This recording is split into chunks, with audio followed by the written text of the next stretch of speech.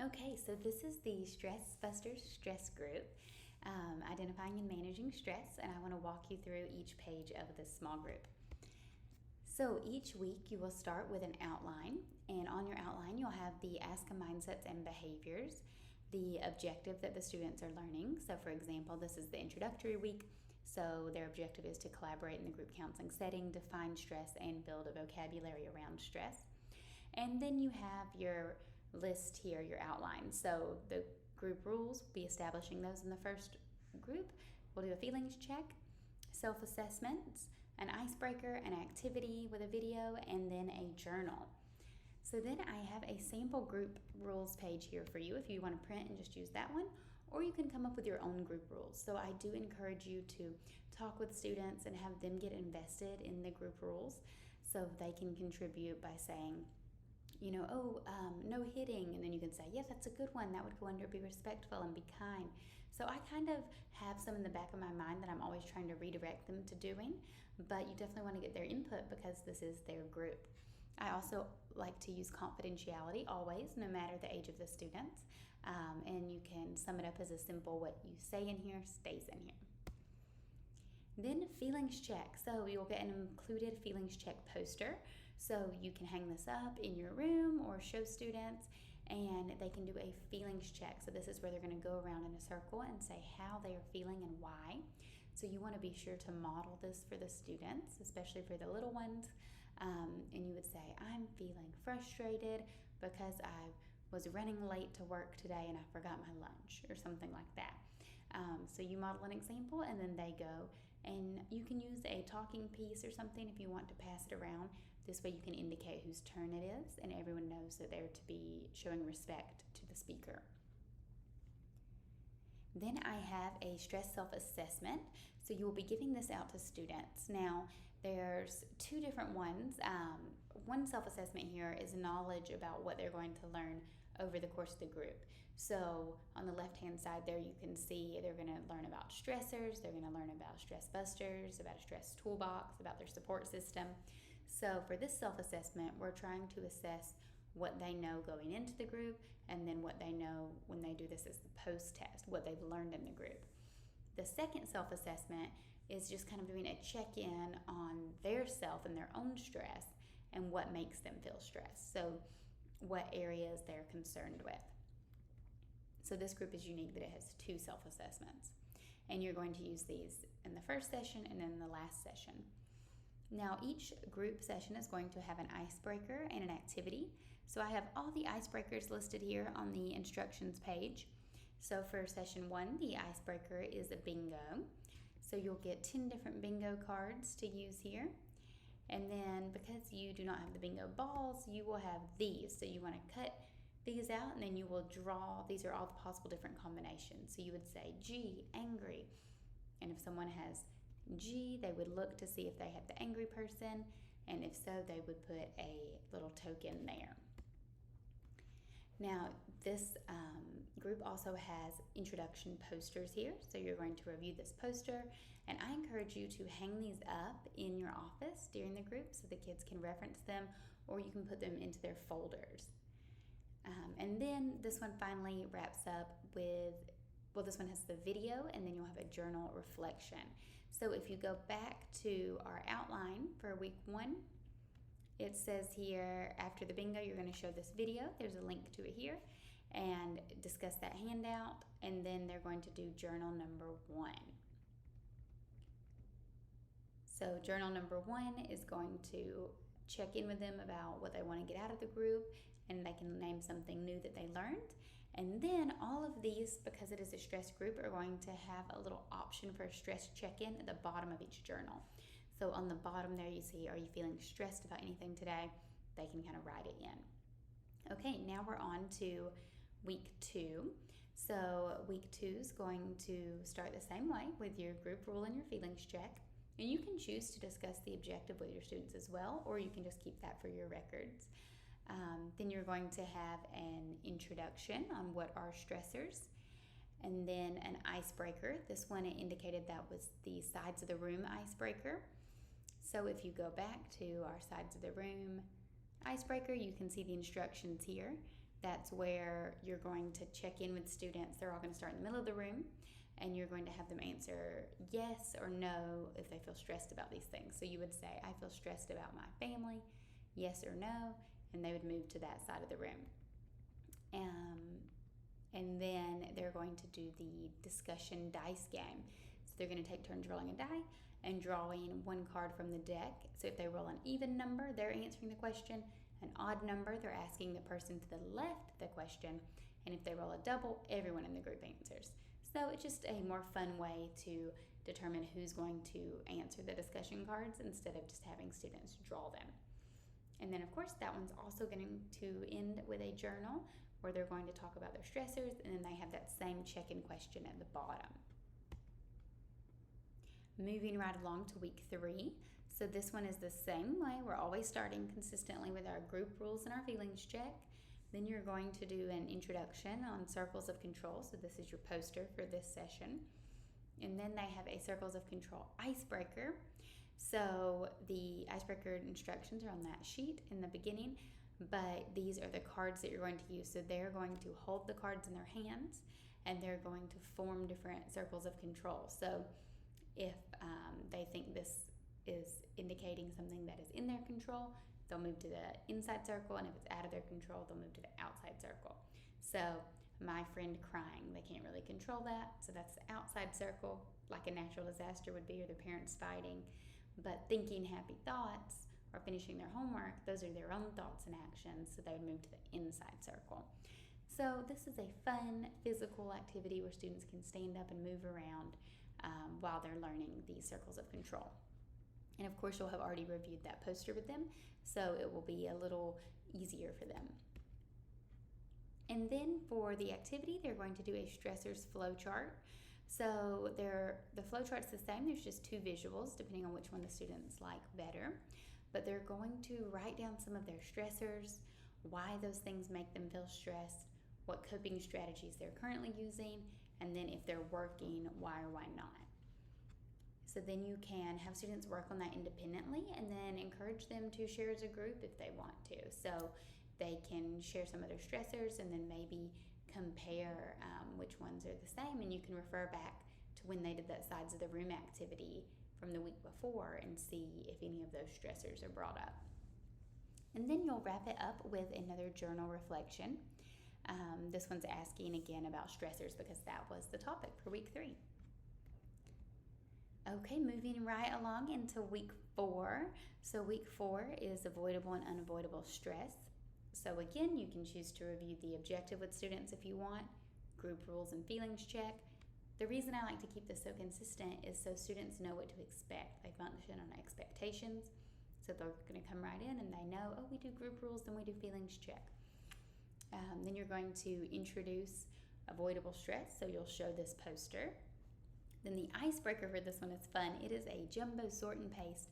So they're going to cut out these big headphones and big music notes, and then they're going to sort what are stressors that they can avoid and what are stressors that they cannot avoid. So if you see the visual here, there's some inside the headphones and some outside of the headphones because some of the noise still creeps in. That's unavoidable.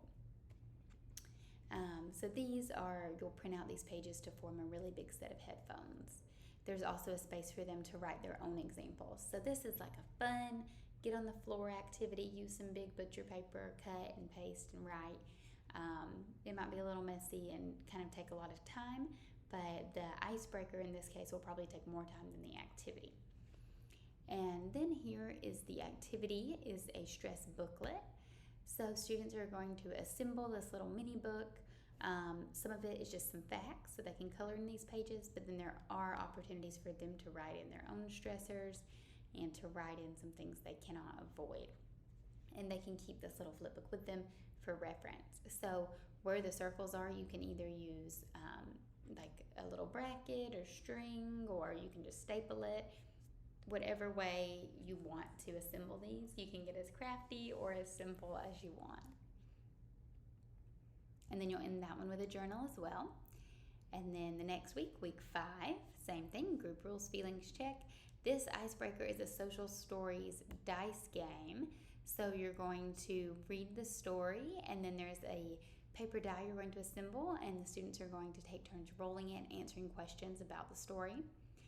Then you're going to introduce prioritizing. So for this one, it's kind of switched. You want to do the icebreaker first before introducing the poster, because the icebreaker will give you some talking points that'll lead up into prioritizing. So you're going to introduce that poster. So if you've been hanging these on your wall in your office, you likely have a nice little collection going now since we're on week 5. And then they're going to prioritize their schedule. So they're going to list out independently things that they need to do, things they want to do, and then put them in order of importance. And then you can bring them all together to share these things. So while the students are doing the independent part, the worksheet, you're kind of walking around, checking in with them, helping them think of different ideas, because this one can be a little tricky. If your students are struggling with this exercise, you can write it on like a big sheet of butcher paper or project it onto the board, and then you can do an example of things together. And then journal number 5 is asking them about their priorities. And again, that stress check-in questions at the bottom. So what I encourage you to do is have students a folder, and they'll be keeping all of their journals and all of their papers in this folder in your office. And then at the end of the group, when it concludes after 8 weeks, you can send the folder home with them. But in the meantime, you have it, so you can go in and read at the bottom there, are you feeling stressed about anything today?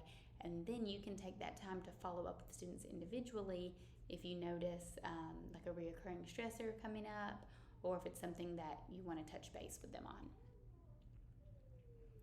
And then week 6 is stress busters. So these are those coping skills. So start with your group rules and your feelings check. Then you're going to do a icebreaker of charades. So kids are going to be acting out these different coping strategies. And then they're going to make a stress busters toolbox. So they're going to select stress busters that they like and write in some of their own and put them in like a little plastic baggie or a little envelope. I like to do an envelope, and then you can decorate the envelope to look like an actual toolbox. Or if you want to be really extra, get little plastic toolboxes, like little pencil cases or little metal toolboxes. I mean, you can get as creative and as fun as you want to with this, because the more meaningful you make it for the kids, the more memorable, they're more likely to remember and implement these strategies. And that one has a journal as well. So there is one thing I want to mention as we go into week 7 with the feelings check, is as you're going around and you're asking students how they're feeling and why, you can also ask them to give you a rating scale. So on a scale of 1 to 10, how stressed are you? And then students can say, oh, I'm a 4, I'm a 6, I'm a 2. So that's another way to kind of modify feelings check to relate to this group's topic. So this one we see we're going to have a discussion dice icebreaker and role play. So the discussion dice, you're going to assemble it, and then the students are going to toss it to answer different things about their support system. And remember, if you want a more detailed breakdown of what to do in the icebreakers, there's that sheet in the beginning of the group listing out the instructions. And then for the activities, this one is role play. So you're going to pair students up, have them draw out a card, and that's the scenario they're acting out. And there are 4 options for them to act out their own scenarios. And you want them to use the prompt where they're saying, like, I need help, blank is stressing me out. So for an example, one of these says you feel stressed about your game, so you ask your teammates for help.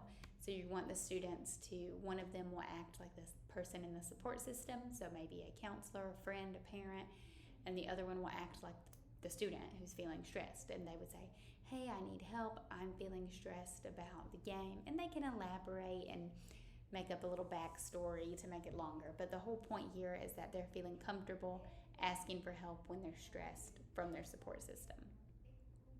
So then there is a Journal 7 reflection. And finally, this is week 8. So in week 8, the objective is to create a stress plan and to review those previously learned concepts. So you're going to have your posters hanging up. You can reference what you've been doing in each session so far. You can also just do that at the start of each session. Like, okay, remember last week we learned this, or so far we've learned this, this, and this. But by week 8, you want to make sure that they're understanding all of the previous concepts, and you want them to create a plan going forward. So to review those previous concepts, you're doing a beach ball review icebreaker. So that's where you're going to cut these out and paste them on a ball, or you can write these questions using a marker on a beach ball. You toss it, and wherever the kids' thumbs land, they get to pick between the two. Or if you're doing low contact or virtual, you could think of another way to randomize these out. The students could pick a number to indicate which one they have to answer, so on. So some of these things are referencing different group sessions. So for example, what's your favorite stress buster? What's a stressor? Name 2 things you've learned so far in the group. And then they're going to make a plan. So there's an example plan here that you all can go over together as a group, but then give them some individual time to create their stress plan, and that's where they're going to determine the steps they're going to use the next time that they feel stressed. And this will be the final plan that's going to go into their folder along with the journal, and then they can take this home with them to review the concepts that they've learned and share them with family. And finally, journal number 8. And again, on this one, I didn't mention, you want to do, if you see their self-assessments is the last thing. So you want to get that same self-assessment they did at the beginning of the group, and you want them to answer it again, and you're time stamping these so you can see how they've changed. So hopefully they now know some of those concepts that they didn't previously know, and hopefully they feel better equipped to handle their stressors. And this one is a bonus session about mindfulness. So I know sometimes people love mindfulness. I personally do, but sometimes schools are a little wary to teach mindfulness. So this one's just optional if you want it. It's a bonus session you could do if you want to meet for a 9th week, or if you want to meet twice a week, or squeeze it in somewhere. But it is how to use mindfulness as a stress buster. So there's a couple mindfulness videos that you can click to. And then there's a guided meditation handout. There's a handout and a guided meditation activity. So you're going to read the script to them and then debrief the guided meditation and see how it made them feel. And that one has a journal reflection that goes with it as well. So there's the self-assessment. And this one is interesting. The second self-assessment, the one that's asking them what makes them feel stressed, you can see if maybe some of these things aren't stressing them out so much anymore, because perhaps they know they're unavoidable, or that they figured out how to cope with them using a stress buster. Okay, that's all for that one. So this is the technology group, Tech Savvy Tweens, and this is where students will be learning about safe ways to use technology and be digital citizens. So it starts with a table of contents, so you can see exactly what's included on each page, but I'm also going to walk you through it here. So just like with all of my small groups, you want to start off with group rules. So you will establish these during week 1, and you can have the students come up with some on their own, or you can use the ones that I already have for you here. So I kind of like to have an idea in mind of rules that I want the students to say, such as be respectful, be kind, but you want to hear their input and then come up with these together. I also always like to use confidentiality, regardless of the age of the students, because I think it's never, they're never too young to understand what you say in here stays in here. So you can hang up a little poster, and then you're going to review these rules at the start of every session. At the start of every session, you're also going to do a feelings check. So that's where students can check in and practice sharing their feelings. So you want to model this for the students and use the structure of the sentence to say something like, I feel happy because my friends are visiting me. Or I feel sad because I brought the wrong lunch today, or something like that. So you want to be sure to model this and then have students go around in a circle, taking turns, sharing how they're feeling. And you want to make it very important that everyone is giving respect and attention to the speaker. So you can even use like a token to pass around to indicate whose turn it is. And if they're younger students, you can always have them use a scale of 1 to 10 if that's a little easier. But with using the visual aid, usually most students are able to point to how they're feeling even if they can't say it. Then you're going to start with a self-assessment. So the self-assessment you're going to be doing before and after the group. So during the first session and the last session.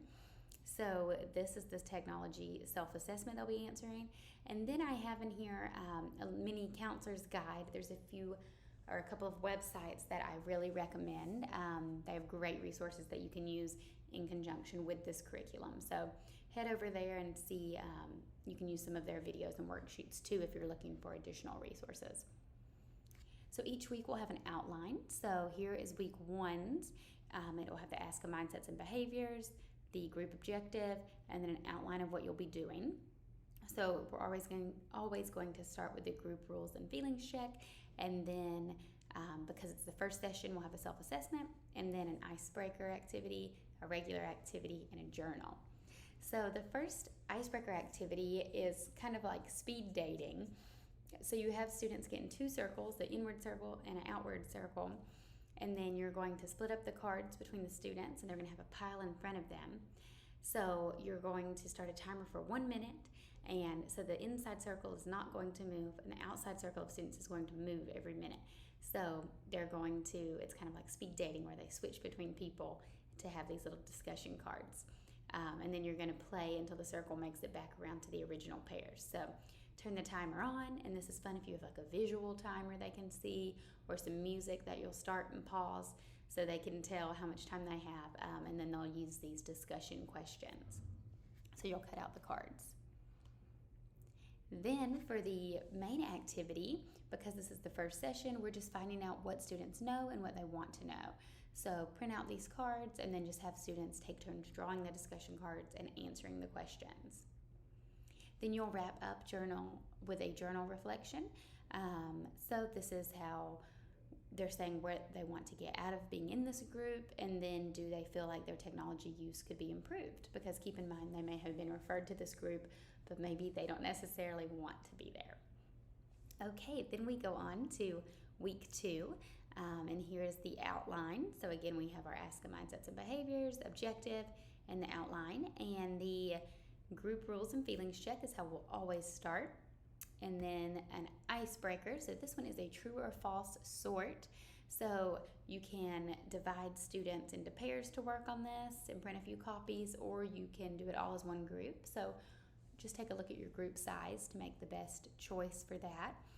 And you're going to have them sort them into true or false piles. So cyberbullying isn't as severe as physical bullying. That would be false. So you're going to review their piles, and you want to have discussions about each of these. So let's say someone said true for that one. You could say, well, why do you think that's true? And they're like, well, it's not. They're not beating anyone up that's online, or it's only verbal. And then you can explain how that can be equally damaging to their mental health.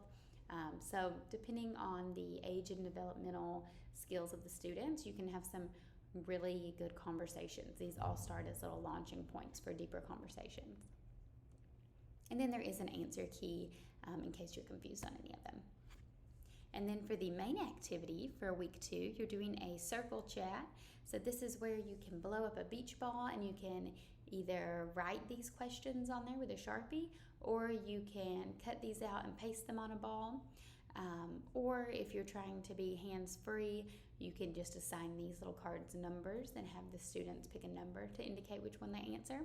But if you're doing it with the ball, you would toss the ball, the student catches it, and then wherever their thumbs land, they get to pick to answer one of the questions. So these are the different circle chat questions to get the students talking about their own experiences with bullying and hypothetical experiences as well. Then you have journal reflection number 2 to wrap it all up. Okay, moving on to week 3, you have your ASCA Mindsets and Behaviors, objective, and your outline. So same thing, we're always following the same format here, starting with the group rules, the feelings check, then icebreaker activity and journal. So for this icebreaker, it is a sides of the room activity. So all the students are going to stand up and start in the middle, and then you're going to share the information, and they're going to decide if they think it's okay or not okay to share online. So you would say your phone number, okay or not okay. And if they think it's okay, they move to one side. If they think it's not okay, they move to the other.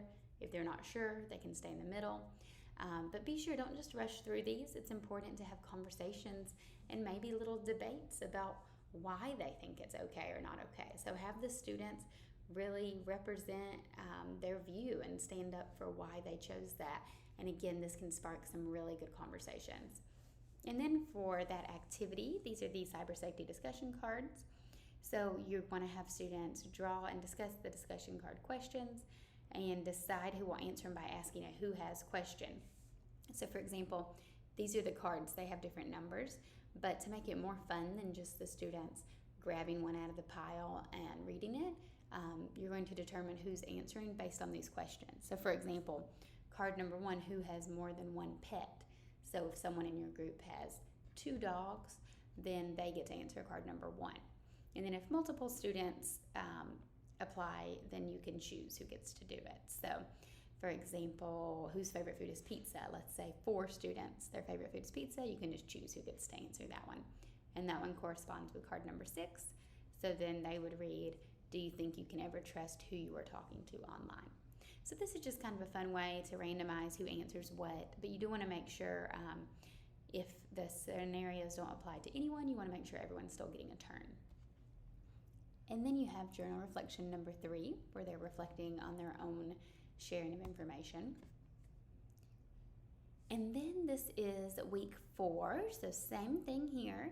The icebreaker for this week is a Queen of Hearts discussion dice. So you're going to cut out and assemble that paper dice, but then you're also going to have a deck of playing cards. So to determine who's going to answer the question, they will draw from the cards. So they'll draw from the stack of cards. If they get an even number, they're going to answer the question that they roll. If they get an odd number, the person to their left is answering it. If they get a jack, queen, or ace, they pass. And then if they get a king, everyone answers. And there's the dice that you're going to assemble. And then for the activity, so this is where they're going to dissect the perfect Instagram post. So I have some examples here of fake Instagram posts that I created. So you want students to talk about how these make them feel. So we're talking about comparison in terms of self-esteem. You're also talking about if you think these have been edited, if they're authentic, if they're fake, photoshopped. So you want to start all these conversations about how only posting a highlight reel of our lives can have negative impacts on comparison and self-esteem. And then be sure to talk about details on like how realistic each picture is. So for example, there's one of a girl who says that she hit the gym, but she doesn't look like she just got back from the gym. Or there's someone at the Eiffel Tower, but there's no other people in the background. So it's important to talk about how these are often curated lifestyle photos and not reality, and how it makes them feel. So then they're going to do a journal reflection on that one. Okay, moving along to week 5.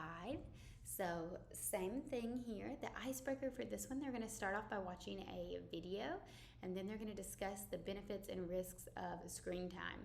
So then you can put them into 2 groups, and we're going to have a fun debate.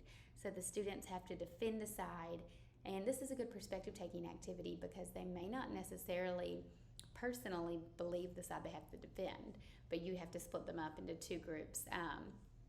And then they have to kind of defend the camp that they're in, which can be very interesting if it's not aligned with their actual personal beliefs. But some of the questions you can discuss are, what is too much screen time? How can it be positive? What are the physical effects? What are the social emotional effects? And then you can show them a website called Toggle, or there's another one called Rescue Time, and that's where students can track their time on how much time they're spending online. And then they're going to do a screen time worksheet. So this is something they're going to do independently, but then you're going to discuss as a group and share. So they're going to fill in their daily schedule, so like a typical day in the life for them, and then how many times they're on screens throughout that day. So some things are positive, like perhaps they're typing a paper or in the computer lab at school, but then some things maybe aren't as good, like just scrolling Instagram, seeing how many times they do that. And the whole point is for them to add up the times. Now, a fun way you can do this is to ask them ahead of time to maybe predict how much time they think they spend, and then see if it's more or less than that number. You can also use this in conjunction with their smartphones. If they have an iPhone, there's a screen time feature on there where they can actually see which apps they're spending the most time on. And then as a group, you want to discuss if there was anywhere they could replace screen time with non-screen time. So for example, instead of watching Netflix, what's like something else they could do to relax? And then you want to find out if they are surprised at their results and if it's more or less time than they expected. So again, this can spark some really good conversations. And then they have a journal reflection about that one. For week 6, the topic is mindfulness as it relates to technology. So you want to start off with a focused breathing icebreaker. So this is like a mindful moment that you're all going to do together. So encourage them to take this very seriously as they breathe in and out, and they're really focusing on their breath. And then they're seeing how high they can count before their thoughts are distracting them. So you want to be sure to debrief and have some follow-up questions where they're talking about if it was difficult, what kinds of thoughts were distracting them, and see how far they got. And then the actual activity is a discussion dice. So this one you have a pair of dice. So you're going to assemble 2 of these, and then one die indicates the beginning of the question, and the second one indicates the end. So there's lots of different combinations here. So for example, what do you think about having several tabs open on your browser? Or have you ever tried turning off notifications? So that is just a fun way to get a lot of different question combinations answered. And then they will have journal reflection number 6. Then for week 7, you're discussing technology as a productivity hack. So they've already done their screen time assessment and maybe how they spend a lot of time on screens, but now we're kind of talking about a positive spin to it. So for this one, for the icebreaker, you want them to come up with 3 ways that they use technology to increase their productivity currently.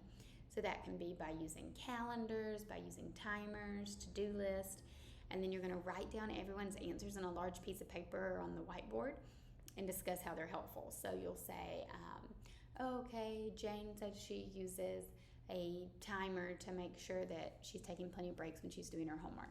You write that on the board, and then you're discussing if other people are doing that as well. And then there are some productivity tips that I've listed here, along with some websites that you can kind of explore as a group, and you can look them up on the computer together. And then they're coming up with an increased productivity plan. So they've already talked about the tech hacks that they're currently using, if those are working, and then you want them to identify some new ones that they want to try. So maybe based on those new websites you visited, or you can come up with some as a group. So again, this one they're working on the worksheet independently, but then you're all sharing and discussing the answers. And then journal number 7, they're going to reflect on the technology hacks that they learned. And finally, week 8, this is the final review and closure session. So this is where we're kind of reviewing everything we've learned so far in the group and making applications to their everyday lives. So again, just like every week, start with the group rules and the feelings check. And then the icebreaker this time is a discussion dice. So again, it's where you cut out both, and then you are rolling different combinations. So it's saying, what have you learned about digital footprint? How have you improved limiting your screen time? How have your views changed on being mindful with technology? There's lots of different combinations here so they can review. And then for the activity for this week is a letter to myself. So this is where students are going to write a letter to themselves about their goals regarding technology. So where they want to improve, what they want to stop doing. So have students really spend some time on this activity. Try to get them to fill up, a half sheet or a whole sheet here, depending on their age and developmental level. And then you want them to share their goals with the group. That way they can continue to hold each other accountable. And because this is the last journal, encourage them to think about this one the longest. Maybe give them a couple extra minutes, because there are quite a few questions here. We want to ask them their favorite part of the group, their least favorite part, what skill they found the most helpful and why, and then if any of their views changed from the debates that you did as a group. So this journal, instead of focusing on a particular skill, they're reflecting on the group as a whole and determining what they liked about the group and how they've grown. Then you're using that self-assessment again. So this is the exact same one. And you want to be sure to timestamp these. So you can type these questions in a Google form to collect it digitally, or you can just do it on pen and paper, but have students write their names and dates at the top So you can compare and hopefully see how they've improved and they know more about using technology safely. Okay, that's all for that group.